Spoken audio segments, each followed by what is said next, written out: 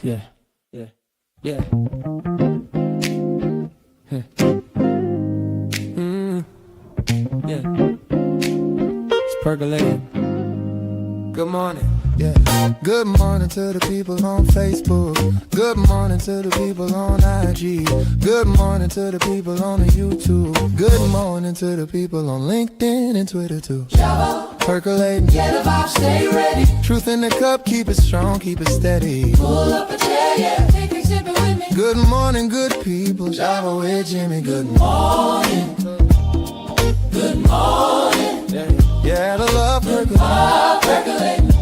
Java with Jimmy. Good morning, that morning. Good morning. Yeah, yeah, yeah. Good morning. Yeah, the love. Vibe percolating. Yeah, Java with Jimmy. Good morning. That morning. Percolating. Yeah, we in it. Yeah, we in it. Good morning. Good morning. Java with Jimmy.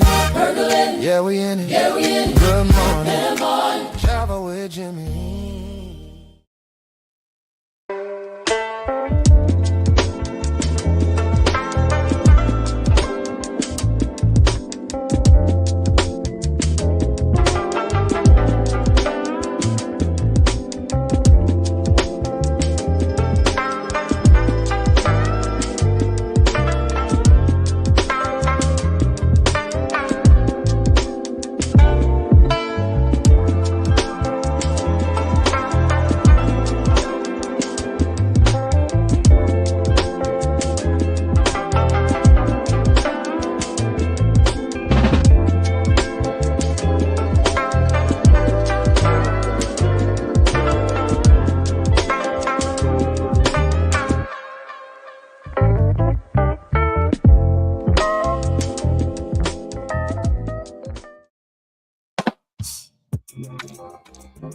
Good morning. Welcome to the Java Cafe, Java fan. Good morning, everybody. Good morning. Good morning. Good morning. Today is Monday, March 9th, 2026, and you were in the Java Cafe. And I'm trying to get my thoughts together because good morning, misbehaving badly over on Instagram. Because there's a lot to discuss today. From the weekend, some commentary. A lot of it is based on the services of our now ancestor, Jesse Jackson.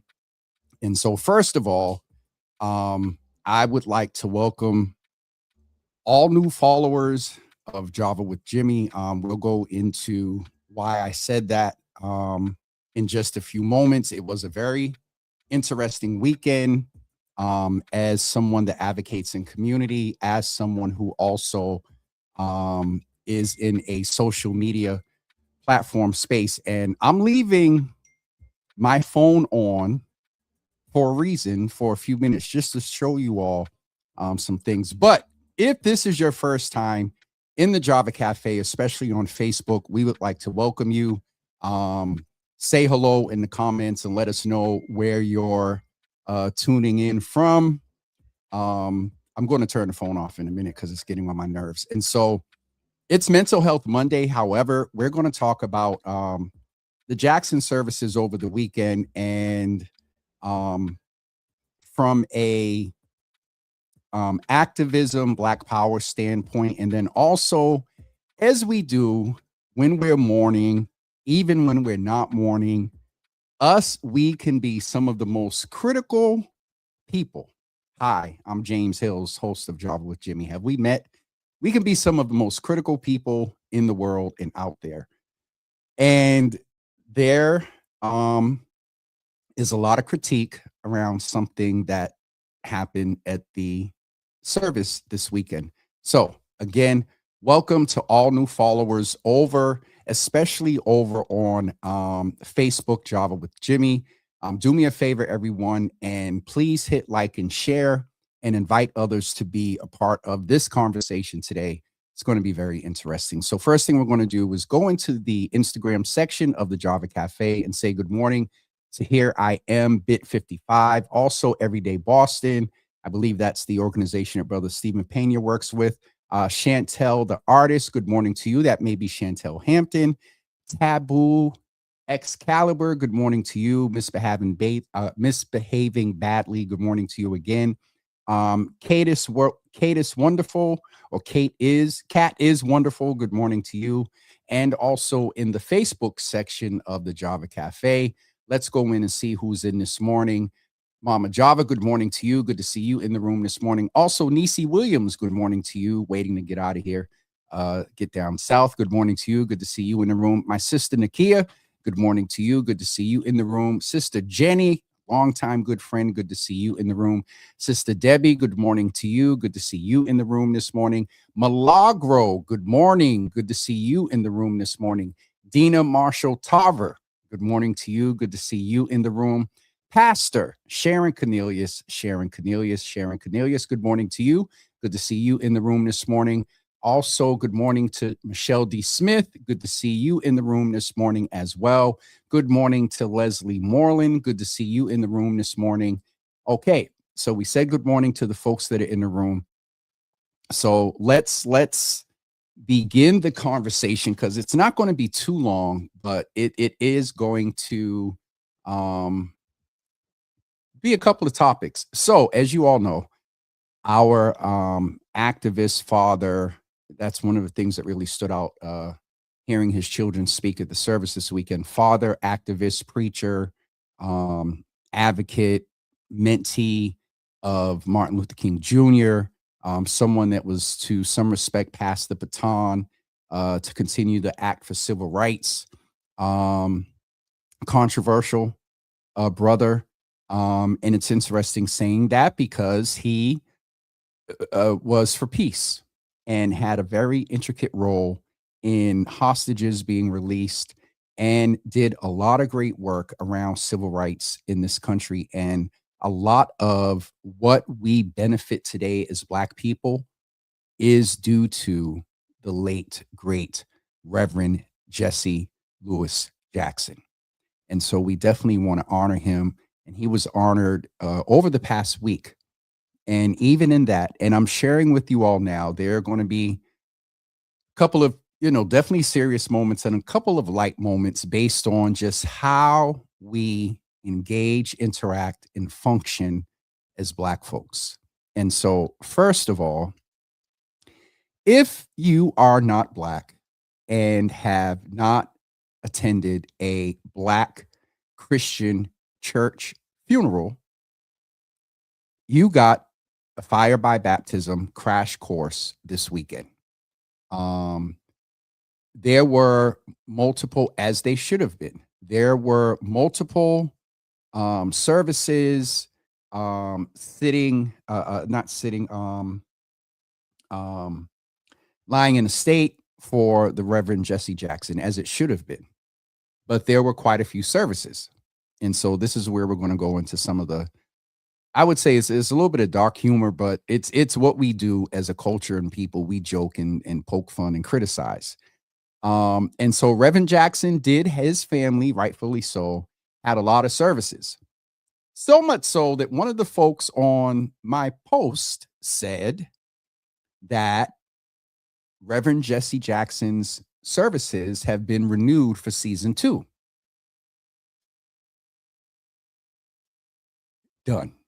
I was done. I say, okay, come on, y'all are forcing it. And at the last service, it was a very long service. As I said, if you are not familiar with Black Christian church funerals, you got to crash.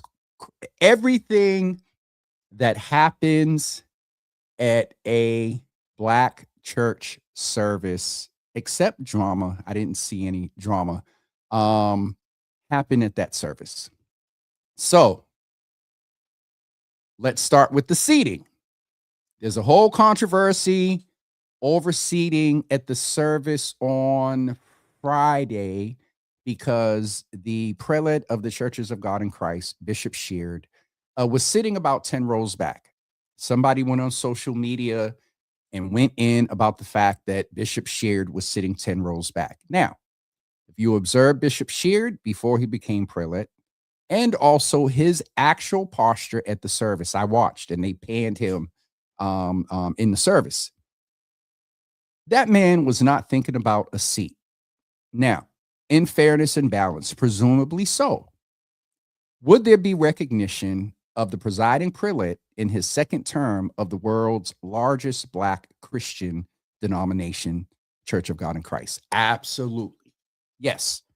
So much going on, and that was a churchy civic service, meaning it was 50% church, both of them, Friday and Saturday.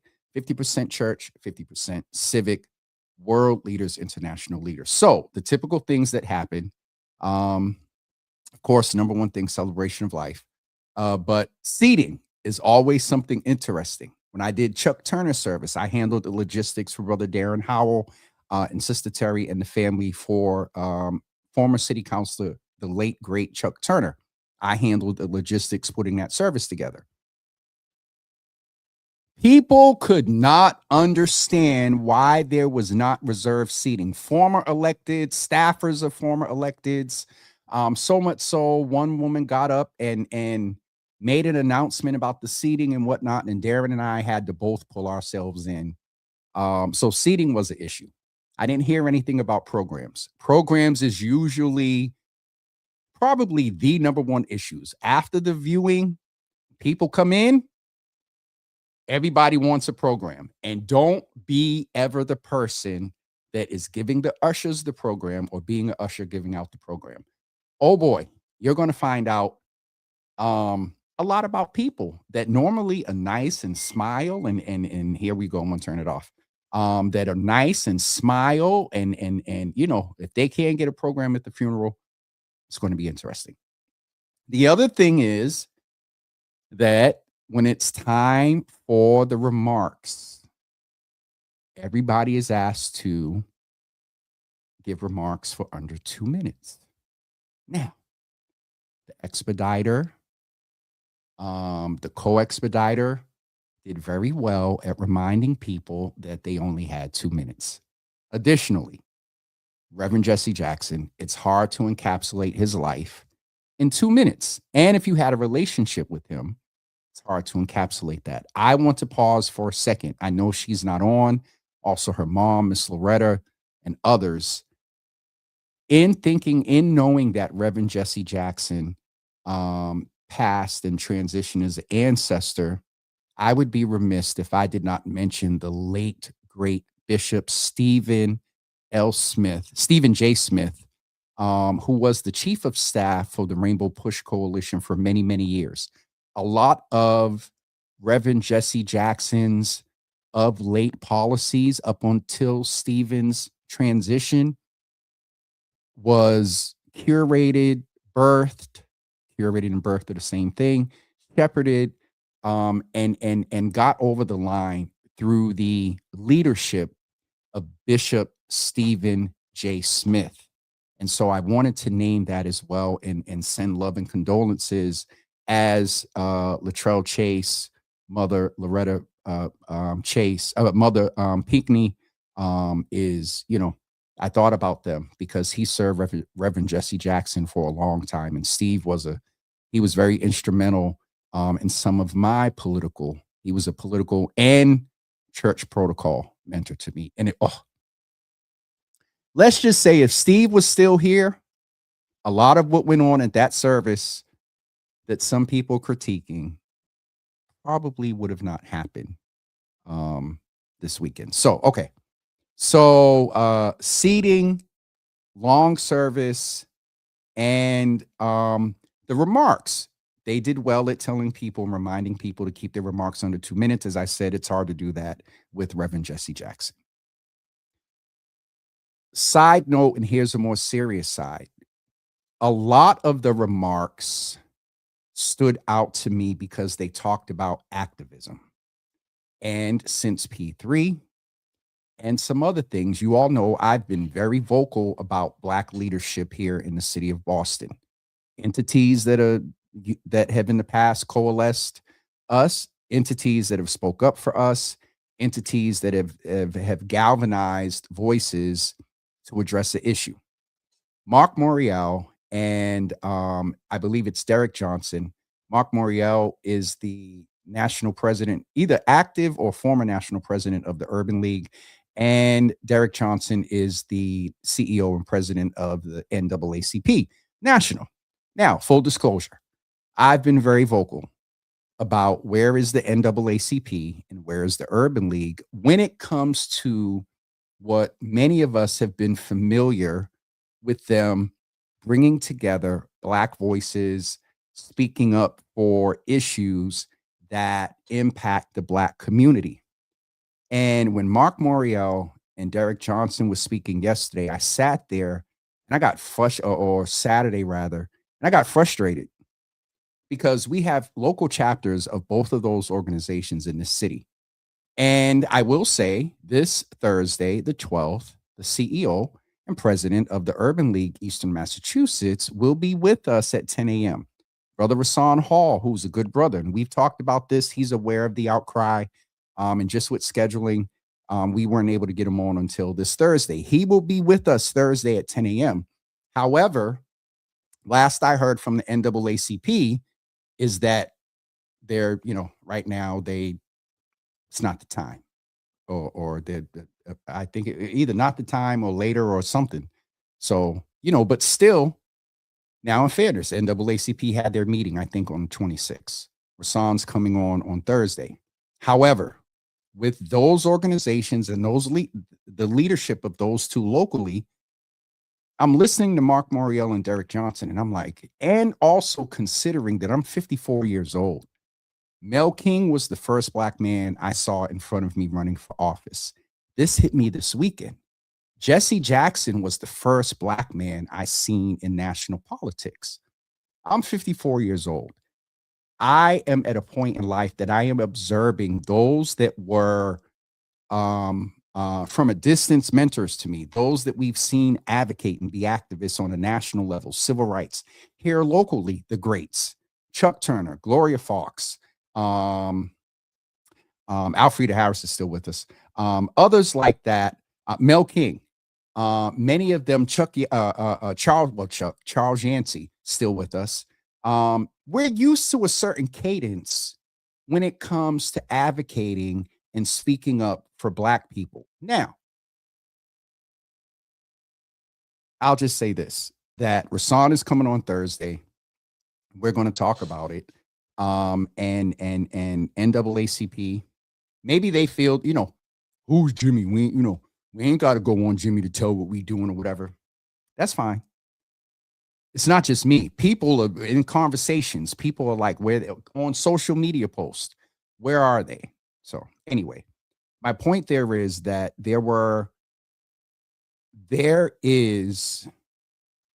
I am not aware of intentional relationships.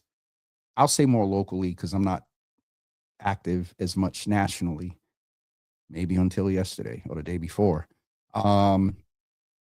There's not that intentional. There aren't a lot of intentional relationships for intentional succession.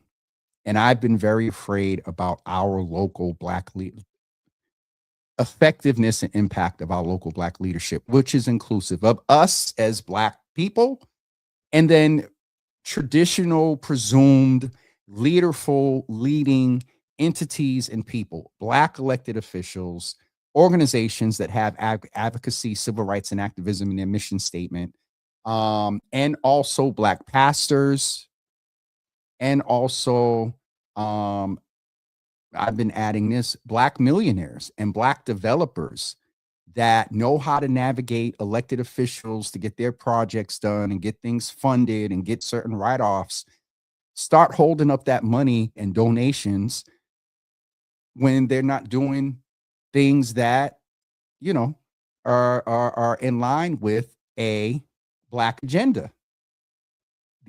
Anyway. So that was something that stood out to me on a very serious note. Okay, to make not light, but to transition to less of a serious note, along with the programs and seating, the other things that go on at Black Christian church type funerals are also when people get up to sing. And what I will say, I'm going to try to stay focused, but I seen Uncle Thaddeus pop up. I used a lot more than when Girl was president. I used to see a lot more from them when.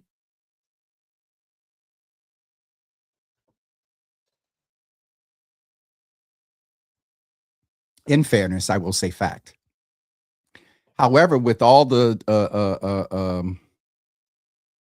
what's the word? What is the word? With all the galvanizing, with all the orchestrating or whatever, with the new leadership, I don't know if that's if that cadence was necessarily passed on. In fairness, yes, on this platform used to be active and whatnot. Now, not so much. So one of the things that happens at these services are people get up to sing. And in the case on Saturday, there were a lot of people that got up to sing. I've seen some chatter about Jennifer Hudson, the sister that sang with the Milton Brunson singers from the time that I was a teenager of the old song, The Holy Ghost. She got up there. She sang. A couple of other people. Oh, Jesus. And also Reverend Jackson's daughter sang. She not only sang at that service, but I think she sang on Friday. So now I'm going to get into the piece about a little of how at funerals and weddings and all at church, Black folks are going to crack jokes, critique, no matter what. And so I'll start with this one. I think her name is Sarita Jackson. She has a very deep, full voice. And side note, if you're not on Threads, I call Threads Black Twitter. And what I mean by that is there's a young lady that's actually working on an app for Black folks. It's not called Black Twitter, but it was similar. But Black Twitter is sort of this space that used to be on Twitter that when a post came out that was either against us, something we identified with, or something about us, people that were Black that were on Twitter went in. And that's when the notion of Black Twitter came to be. Threads is kind of that place now. And what I mean by that is, all social media platforms get a lot of comments. But Threads, for some reason, just has a different cadence. I'm not going to get into reading all of the comments because as much as I'm sharing some of this, and the major one I'm going to share about, because when I tell you all what happened about this one selection, it's a little bit good, but it's interesting from a media literacy us perspective. So anyway, Sarita got up and she sang not You Can't Beat God's Giving. She sang a hymn.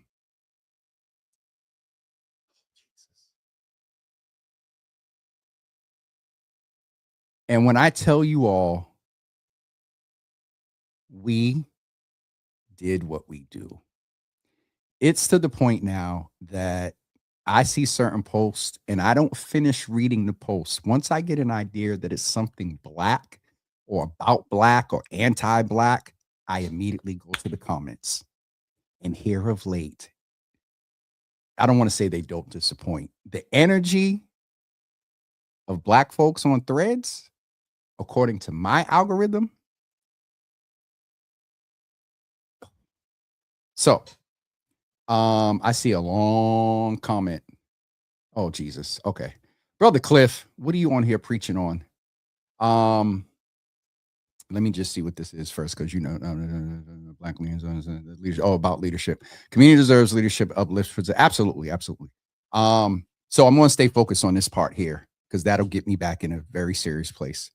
So the daughter sang, and they just went in. There were a couple other selections. Okay, so at the end, they were getting ready to dismiss. And when they said Kim Burrell was going to sing, I got excited. I like Kim. Kim Burrell is a oh God, not keyboardist, pianist, organist. I don't know if that's the right word. She's a musician. That's the word I'm looking for. And her principal is keys. When you are a musician and you play and have perfect pitch, your singing is different because you can basically, when you're singing, act like you're playing the piano with perfect pitch and just do things with your voice that you would do while playing. And Kim is known for that. Her tensions, her in and out of different notes and bending pitch intentionally is crazy. She look her up, Kim Burrell. She's a wonderful artist. Very popular lately and has went viral on social media because of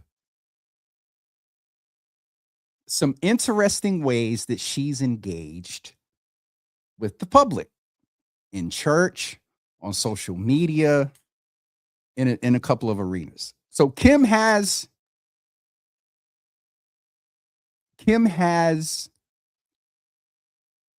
handled some people in a very interesting manner. Hold that thought. So they call Kim up to sing. And so I'm excited. I'm happy. And then I hear the musicians start playing. And what they start playing, do me a favor. We're going to take a quick commercial break before we come back.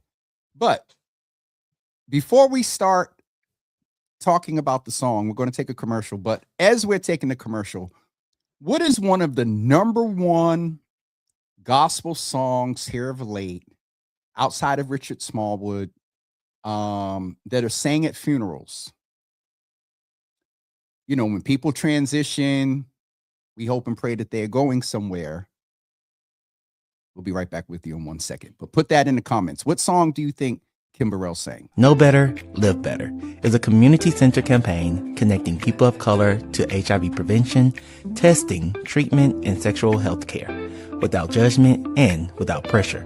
Right here in our community. And there are many other sites ready to support you too. Because care should meet you where you are, and knowledge should feel empowering. Visit lesbiegayurbanfoundation.org/live better to see all care sites and get connected.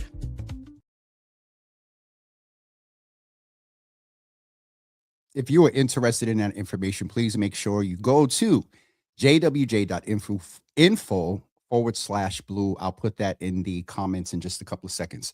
So before we went to commercial, I asked you, what song do you think Kim Burrell sang? I started to hear the music and I'm like, oh boy. And immediately after I heard the chords and recognized the song, I see Kim like this. He has her phone. Now,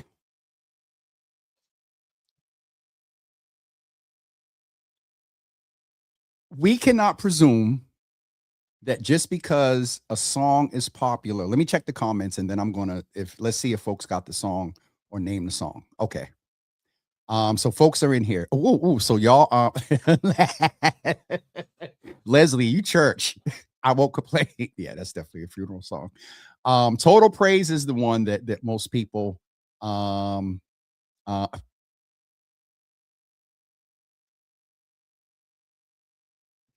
Total Praise is the Richard Smallwood one. Okay. So here's what happened. You can't presume that every artist knows every other artist's song, no matter how popular it is. It's a very popular song. And so we got to give Kim grace for the verse. For the verses, yes, you got to give her all type of grace. And a lot of people named, and we're going to go into the comments. I'm going to tell y'all what happened. And again, welcome. If this is your first time watching Java with Jimmy, or this pops up on your feed later today, welcome to the Java Cafe. I'm actually going to do an introductory video for all of you, and I'll tell y'all that number in a few minutes. So Kim had her phone, and Kim, started singing. And for the melody of the song, she was doing well. And by my observation, at some point, I think it either got good to her, or she just is not used to singing with the phone. And when you have a popular song that becomes a staple, like Take Me to the King, people are used to the verse, the chorus, the vamp, whatever the process is, whatever the recording is, that's what people are used to. Now, if you've seen Tamala live, she may, in a live version, go off a little bit, but she comes back to the one. And what the one is I believe it's the C note. It's the note that when you see musicians going, it's chord progressions, and coming back to the one is basically the bass. So what I mean by that is she basically stays, maybe in the melody. What happened Saturday was that Kim deviated from the melody. And so I'll just cut to the chase.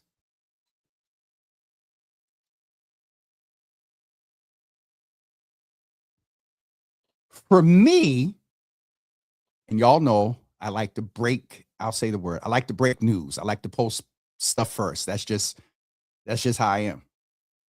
So about 10 seconds into Kim singing, what am I doing? Capture it. Actually, I started recording and I said something said go screen record YouTube so the picture could be clear. I was like, I want to post this. Kim, it's going to get some engagement. Yes, I'm in the social media world. But I was enjoying her as well. And one of my advisors, if they're watching, we talked about it this morning, they told me, and it's true, I have went viral 4 times, and 3 of the 4 times is churchy. It has to do with church. President Obama singing Amazing Grace. I forgot what the other one was. And then I forgot what the other 2 was. Westmore went a little viral singing in church. I forgot what it was Obama was one. Oh, I got to look at Instagram. So anyway, I wanted to post it. So I'm posting to post it first. And I thought Kim did well. I definitely recognize that she deviated from the melody. She didn't do a lot of going back to the one and some of the ad-libbing, And I got to say, Kim is an artist. Maybe as an artist, you didn't want to stick to the other artist model. That may be fair. You wanted to embellish and do things. The other thing that someone said on social media was that you don't know if the family requested at the last minute. She didn't find out till she got there. Like, you just don't know. Maybe she accepted the engagement thinking she could sing whatever she wanted when she got there.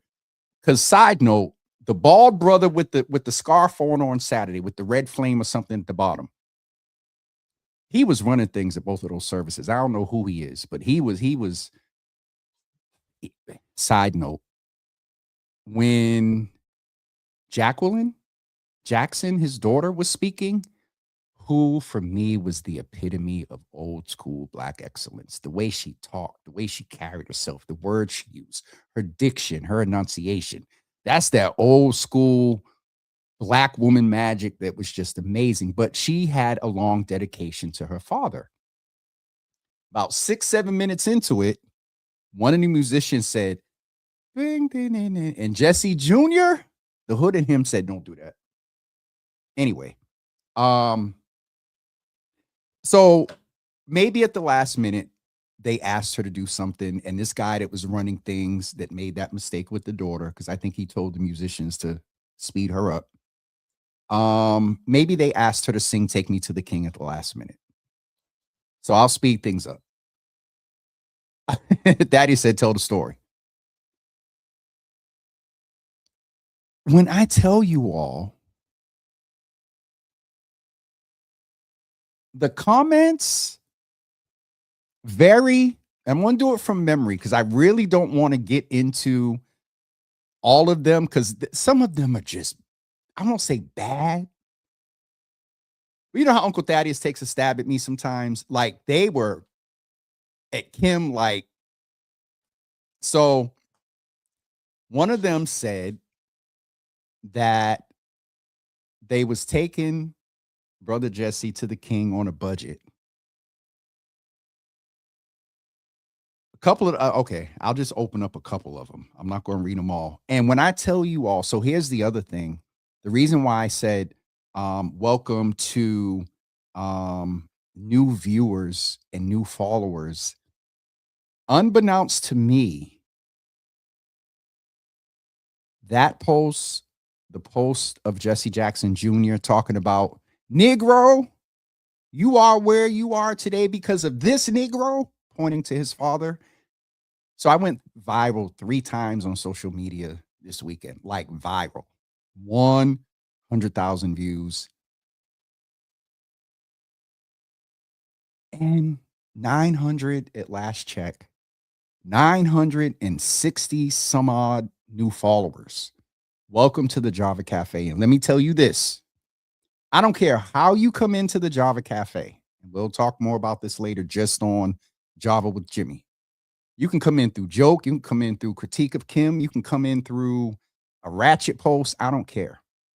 Just know that this is a platform that at some point, the more you watch, the more you'll walk out with. You'll leave the Java Cafe with health information, advocacy information, a lot of local here to Boston and Massachusetts, but we're going to expand that. We definitely talk about national politics. We talk about health information. We talk about Black economic development. We talk about mental health. We talk about Black mental health. We talk about the LGBTQIA2S plus community. We talk about a lot in here. And so if you're new to the Java Cafe, of these 900 and some odd new followers, welcome, engage, be respectful, debate, be respectful, but welcome to the Java Cafe. All right, I'm going to get ready to wrap up and just share.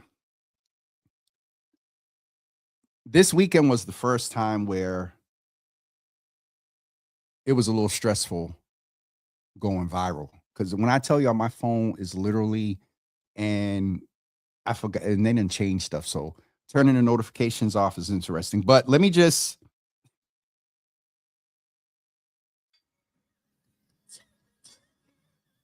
Well, here's what happened.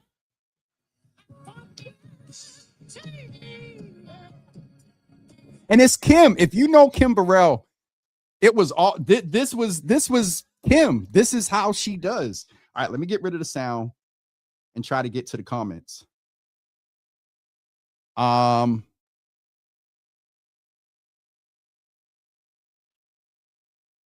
know Tamala was appalled.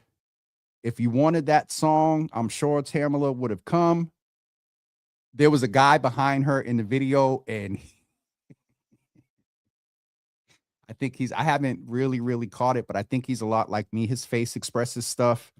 She didn't need the phone after.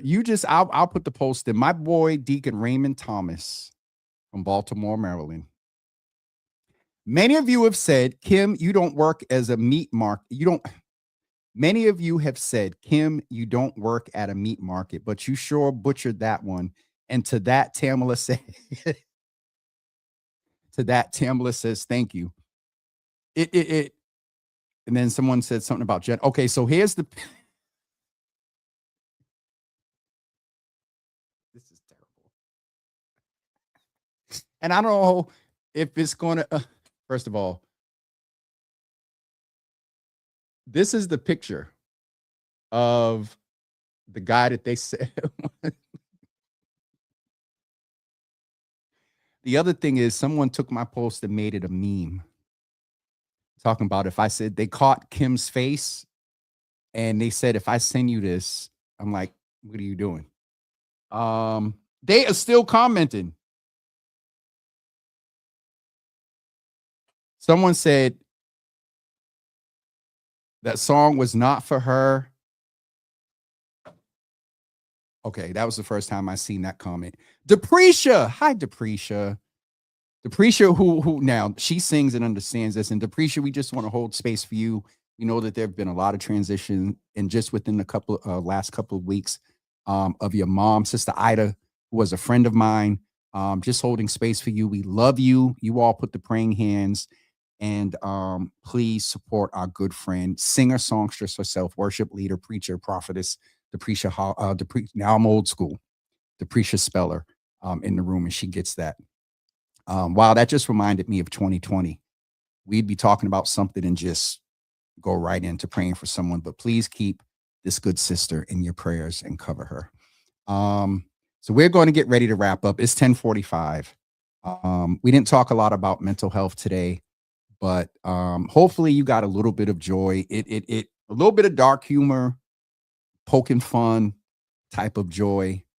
But also, yo, look who's in the room, y'all. What's up, big boss man Sniz, rather, I give her say Shiz. He has a big event that he does every year, among others, the Big Derby event that takes place where Black folks go out and dress up in their derby type attire. And so please follow him and check out that event. But see, Brother Chris is going to get started talking about the issues with the politicians. I'm going to behave and I'm not going to get started. Hopefully you smiled today. Go over to the Java with Jimmy page. You'll see the post. Every 2 or 3 minutes, I'm getting a comment, and my eyes can't unsee and read what I read. And after, I'm like, balance on a side note here. And I'm a very critical person, very critical. And me knowing that, I've had to do better when people critique me. Not try to control me, but critique me. And so I get it. But just as a balance, good morning, Brother Garth. Just as a balance, you know, someone said that, well, if you wanted Tamala there, you could have flew her, you could have paid the airfare and flew her in.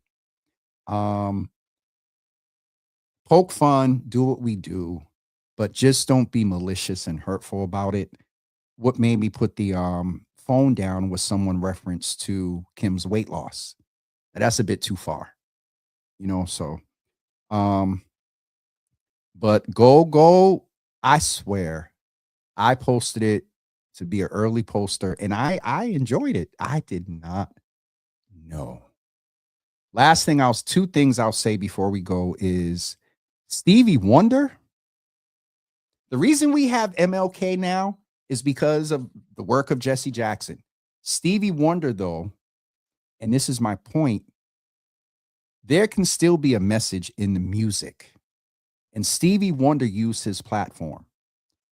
I will also say respectfully, as we're seeing a lot of the people that we, I'll say the word idolize or have celebrity as they are aging, I did observe that Stevie is not little Stevie bouncing around with his harmonica in high waters and a turtleneck like he was 50, 60 years ago. That was obvious. But one thing that you will never take from that man's voice is his understanding of his platform. And when Stevie spoke yesterday, I think that's on my personal page and on Java with Jimmy. But Stevie Wonder spoke directly to the Orange Man, Ronald Dump. And on another note, it's funny that the Deprecia's on. The ecclesia, the preachers, the prophets, y'all better get the 2 Chronicles 7:14, Daniel, Revelation, and all that. We don't talk about eschatology and end time things as much anymore. I'm gonna leave that alone before we get into a whole different subject. And Deprecia said, I'm glad you laughed, sis, at the Kim Burrell stuff. Two things is Stevie's word.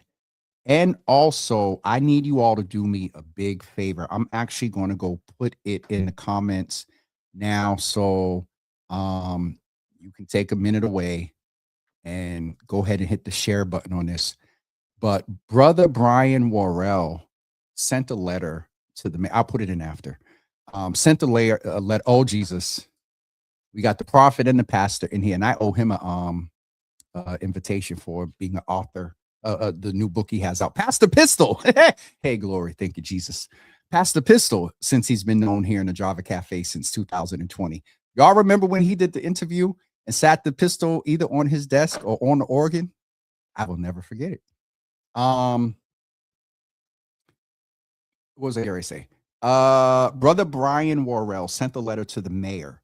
Do you all not know that in the 175 year of the first fire company in the country has never had a black fire commissioner ever? And let me, because a few of the trolls have been on my post, and I know some of y'all watch. So let me say this to you as well. Stop coming on my post talking about why does color matter and qualifications. Kiss my qualified. We got the pastor and the prophet and my mama in here today. You ain't never had to worry about it. You haven't had to worry about being passed over and let's keep it 100. The fire, let me tell y'all something about these people lighter than me that traditionally, a lot of them moved out of Boston, but a lot of them have lived in the south part of Boston, Little Neponset, South Dorchester, just close to Quincy. Y'all little crew over there. Y'all have had a stronghold on DPW, Boston Water Sewer Commission, the fire department, the police department, and City Hall, and some state jobs. And part of the problem is not just with this, but from the big piece of the browning of America to the fact that DEI and black folks who are often more qualified than your lack of melanin just getting, all right, I'm going to behave. And oh, Jesus, Conan would come in right while I'm fussing. Hi, Brother Conan. Good to see you in the room. Yes. So my point is, go to my page, Java with Jimmy, James Hills, Instagram, and I think I put it on LinkedIn. Share that post from Brian Worrell about the letter and moving to have a black fire commissioner. And I'm going to leave that right there. And Pam's coming into the room while I'm trying to wrap up. This is where I get in trouble. I have a couple of meetings today, so I can't stay on. Pastor said, and lost my whole person. No, don't say that. Pastor, you lost your page because you put the, okay. That ain't right. That ain't right. That is not right. Dina said, I would love to see a black fire chief, but one who will not do what every other chief has done, one who will make a difference. Absolutely. Absolutely. Angelina's in the room. Good to see you, sis, in the room. Also, speaking of Angelina, it made me think of my good brother. I want to send a special happy born day. He's a few months older than me. Yesterday, 6 months from yesterday, I'll be 55 years old. I look good, though. 55, you know what I'm saying? As long as, I might have to get some wash that gray right out of my hair. That done told my age. But I want to give a shout out to our good brother Marv, who is the most aggravating, sincerest, cool, aggravating, supportive, good, sincere brothers. Somebody tag Marv Neal and let him know that we're saying happy birthday to him. Angelina, good to see you in the room. Sister Songstress. Oh, and Angelina, thank you. Seeing you in the room as well. She put a post up. There's a whole lot of chatter.